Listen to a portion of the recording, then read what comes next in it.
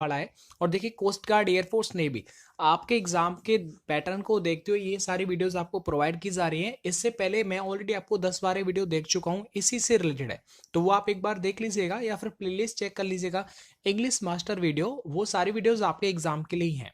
अब देखिए यहाँ पर मैं सबसे पहले कॉन्सेप्ट को यहाँ पर डिस्कस करने वाला हूँ, जो कि बहुत ज्यादा जरूरी है। देखो जहां पर मैं बोला करूं कि इस चीज को आप याद करो, बस वही याद करना है, बाकी और ज्यादा आप ध्यान मत दीजिए। अगर एक चीज देखो, जो ज्यादातर गलतियां बनती हैं वो क्या बनती है कि देखिए पूरे सेंटेंस को आप पढ़ लीजिए, पूरे सेंटेंस को पढ़ने में अगर बीच में अगर आपको कहीं पर लेस्ट मिल जाए, क्या मिल जाए, एलईएसटी लेस्ट मिल जाए, तो इतना आपको ध्यान देना है कि भाई लेस्ट के साथ यानी लेस्ट के बाद जो सेंटेंस चलेगा उसमें जो मॉडल आएगा वो शुड आएगा। क्या आएगा? शुड आएगा। तो देखो लेस्ट के बाद जो ये मॉडल चल रहा है वो क्या आ रहा है? मे आ रहा है। तो मे नहीं आना चाहिए, लेस्ट के साथ क्या चलता है? शुड चलता है। तो यहाँ पर क्या आ जाएगा? बी वाले पार्ट में एरर हो जाएगा। तो यहां से गलतियां बनती हैं। अगर लेस्ट आ रहा है तो कम से कम 99% प्रॉब्लम ये हो सकता है कि लेस्ट के बाद आपको शुड फिल करने को आ सकता है या फिर एरर छाटने को आ सकता है, कुछ भी आ सकता है। ये बात आप या एक पॉइंट आप नोट कर लो अपनी बुक में। आगे देखो, what kind of animal is the dodo, यानी कि जो डूडो है वो किस काइंड का यानी किस तरह का जानवर है। तो एक चीज आपको समझ लेना है, आपको हमेशा आर्टिकल में एक रूल होता है कि जब भी कभी कोई भी अगर हम बात करते हैं कॉमन नाउन आ जाए, तो अगर देखो डूडो जो है वो एक कॉमन नाउन है, डूडो एक एनिमल का नाम है ना, और एनिमल का नाम अगर हमें कॉमन नाउन की तरह यदि यूज करते हैं तो इससे पहले दा का प्रयोग नहीं किया जाता है। तो इस डूडो से पहले हम दा को क्या है, हटा देंगे। समझ में आ गया? यानी कॉमन नाउन, कोई भी कॉमन नाउन हो उससे पहले आप दा मत लगाना। आगे देखिएगा, you were the last person to leave the hall weren't you, ये क्वेश्चन टैग है। जो जो इंपॉर्टेंट है आपके एग्जाम के लिए वही सारे क्वेश्चंस यहाँ पर डिस्कस किए जा रहे हैं। अब ये देखो क्वेश्चन टैग आपको समझ लेना है। देखो इस कॉमा से पहले आप ये देखो कि ये सेंटेंस कैसा है, ये पॉजिटिव है, तो इसका मतलब ये हुआ कि जो ये क्वेश्चन टैग बनेगा वो नेगेटिव बनेगा। तो देखो क्वेश्चन टैग बिल्कुल नेगेटिव ही दे रखा है, तो इस पे लिखा हुआ वारंटी बिल्कुल सही है, इसमें कोई गलती नहीं है, मतलब सी वाला पार्ट में कोई गलती नहीं है। तो मतलब क्या हुआ, नो एरर, यहां पर एकदम सही आंसर हो जाएगा। ठीक है, आगे बढ़ जाते हैं। आगे क्वेश्चन मैंने लिया है यहाँ पर, ये क्वेश्चन है कि he repented to have been idle for years, के बाद आता है ऑन, तो इस टू को हटा करके ऑन लगाएंगे। अब ये जो ऑन है वो तो क्या है, प्रीपोजिशन है ना, तो प्रीपोजिशन के बाद अगर कोई वर्ब की फर्स्ट फॉर्म आती है तो वो आईएनजी की फॉर्म में आएगी। तो इस हैव की जगह पर क्या हो जाएगा, हैविंग हो जाएगा। क्या हो जाएगा? हैविंग हो जाएगा।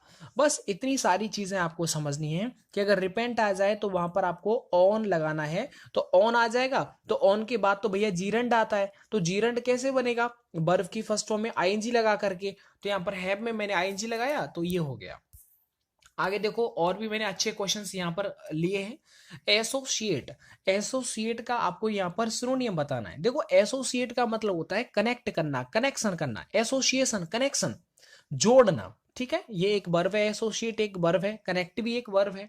तो ये वाला ए वाला एकदम सही हो जाएगा, कोई प्रॉब्लम नहीं आएगा। देखो असिस्ट का मतलब होता है कि किसी की मदद करना, सहायता करना, असिस्ट। ठीक है, आंसर इसका ए वाला हो जाएगा। जबकि मीनिंग बता देता हूं, असिस्ट के ना, असिस्टेंट कमांडर, तो वो क्या होता है, एक सहायता प्रदान करने वाला होता है, असिस्टेंट।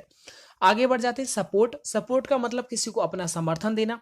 सरप्राइज का मतलब किसी को आश्चर्यचकित कर देना। ठीक है, पीछे से आकर के किसी ने मतलब सपोज करो किसी ने अगर स्लैप कर दिया तो ये क्या हो जाएगा, सरप्राइज हो गया। यानी कि बिना बताए हुए अगर कोई आ जाता है फिर कोई भी घटना हो जाती है तो सरप्राइज हो जाता है। आगे देखो क्वाम, क्वाम QUALM, ये काफी अच्छा है। देखो क्वाम का मतलब होता है कि जैसे मान लीजिएगा यदि आपको अपने अंकल जी से बाइक लेनी है, अपने पड़ोसी से, नेवर से, या फिर अपने फादर से आपको कुछ पैसे मांगने हैं। मान लीजिए आप अपने अंकल जी से आप बाइक लेने गए और लेकिन आपको कहीं ना कहीं संकोच है, कहीं ना कहीं आप क्वाम है, स्क्रप्ल है, पता नहीं वो देंगे या फिर नहीं देंगे, वो क्या सोचेंगे। अगर आप उनसे पैसे भी मांगने जा रहे हैं, घर में प्रॉब्लम है, आप पैसे मांगने जा रहे हैं, तो कहीं ना कहीं आप क्या क्वाम रहेंगे, स्क्रपलर, यानी कुछ संकोच आपको रहेगा, मांगू या नहीं मांगू, मना कर दिया तो ये क्या होता है, क्वाम होता है, QUALM। तो ये क्या हो जाएगा, स्क्रपलर हो जाएगा। समझ में आ गया? आगे देखो, इम्प्यूनिटी, इम्प्यूनिटी का मतलब होता है कि किसी को मतलब मुक्त कर देना, छुटकारा दिला देना, दंड से बिल्कुल फ्री कर देना, मुक्त कर देना। एक होता है डिस्ट्रेस, डिस्ट्रेस का मतलब होता है परेशानी, ट्रेस डिस्ट्रेस परेशानी। आगे देखो प्रिजर्व, देखो प्रिजर्व का मतलब होता है सेव करना, बचाना किसी को, तो ये प्रिजर्व हो जाएगा। ठीक है, सारे डिस्कस कर लिए, इसको आप याद कर लीजिएगा। आगे देखो कॉन्टिग्यूअस, कॉन्टिग्यूअस काफी बार रिपीट हुआ है। देखो कॉन्टिग्यूअस का मतलब होता है कि एडज्वाइनिंग, मतलब क्या हो जाएगा, किसी से किसी के पास होना, मतलब समीप होना, काफी नजदीक होना, इन कनेक्शन विद, तो ये क्या हो जाएगा, कॉन्टिग्यूअस का मतलब होता है एडज्वाइनिंग। तो ज्वाइन ज्वाइन तो तभी होगा ना, एक दूसरे से जब समीप होगा, जुड़ेगा, तो ये हो जाएगा कॉन्टिग्यूअस। तो कॉन्टिग्यूअस, अब आगे बढ़ जाते हैं। देखो आगे है सरकमस्टांशियस, तो इसका मतलब होता है कि जो काफी ज्यादा विस्तृत, काफी बड़ा होता है वो। आगे बढ़ जाते हैं, एक और इसमें नया वर्ड है। देखो एक है इसमें डिवाइडेड, तो डिवाइडेड का मतलब क्या हो जाएगा बताओ, मतलब एक तरह से बांट देना। आगे बढ़ जाते हैं, एक क्वेश्चन और है इसमें, अब आपको बताना है, इनका ऑपोजिट बता देना है, उल्टा क्या होगा। इंजीनियस, तो इंजीनियस का सबसे पहले मतलब होता है कि कोई भी जब क्लेवर होता है, बहुत ज्यादा चतुर होता है, उसे बोलते हैं इंजीनियस। भाई अगर जीनियस है तो जाहिर सी बात है चतुर होगा। इसका उल्टा क्या हो जाएगा, स्टूपिड हो जाएगा, मूर्ख हो जाएगा। तो ये हो जाएगा स्टूपिड, इसका उल्टा हो जाएगा। आगे देखो डिसऑनरेबल, डिसऑनरेबल का मतलब होता है कि बिल्कुल क्या ना लज्जाजनक, जिसके अब देखो ऑनरेबल तो समझ में आ गया, समझ में आता है ऑनरेबल, लेकिन डिस लग रहा है, तो यहाँ पर क्या हो जाएगा, लज्जाजनक हो जाएगा।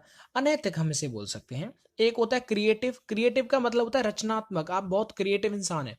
एक होता है आर्टफुल, ARTFUL, आर्टफुल का मतलब वही एक तरह से धूर्त, कुछ नहीं जानता हूं, धूर्त हो जाएगा।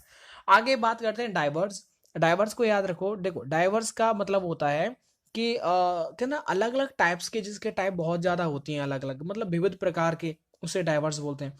इसका उल्टा हो जाएगा कॉन्वर्ट्स, कॉन्वर्ट्स का मतलब होता है कि एक ही ओर, एक ही टाइप का, एक ही बिंदु की ओर, एक इस तरह से। ठीक है, जैसे मान लीजिएगा आपको यहाँ पर खड़े हैं और ये आपको, आप अगर इधर इधर डायरेक्शन हैं तो अलग अलग दिशा हैं, लेकिन आप यहाँ पर खड़े हैं, सिर्फ आपके सामने एक ही बिंदु है, तो ये हो जाएगा।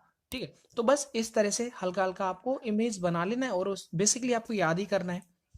आगे बढ़ जाते हैं, आगे आपका सेनेस्टर, सेनेस्टर का मतलब समझो, सेनेस्टर का मतलब होता है जो शुभ नहीं हो, अशुभ हो, मतलब मनहूस। इसका उल्टा हो जाएगा ऑस्पिशियस।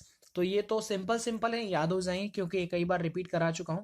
तो राइट का मतलब होता है सही, सिनफुल का मतलब होता है पापी, जिसने गुनाह किया हो। एक होता है मेलोवोलेंट, तो मेलोवोलेंट का मतलब होता है कि बुरा चाहने वाला किसी का।